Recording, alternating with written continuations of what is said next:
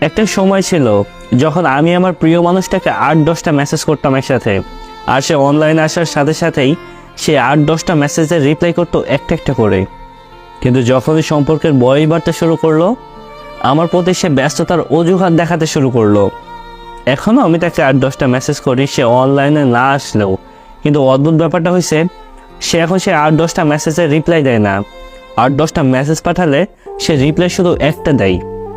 তো বিষয়টা এমন জায়গায় এসে দাঁড়ালো যে একটা সময় যখন আমার তাকে প্রয়োজন ছিল, আমাকে ভালো লাগতো, আমার প্রতি তার একটা আকর্ষণ ছিল, তখন সে আমাকে গুরুত্ব দিত। কিন্তু যখন তার জীবনে বন্ধুর সংখ্যা বাড়তে থাকলো, তখন কেন জানি সে আমাকে সময় দেওয়াটা আস্তে আস্তে বন্ধ করে দিল। আমি এই বিষয়টা নিয়ে রাগ দেখালে সে আমাকে বলতো, আমার প্রতি তোমার কোনো বিশ্বাস নাই, উল্টা তুমি আমার রাগ দেখাইতা। বিশ্বাস করো, আমি যদি আগে জানতাম বা বুঝতে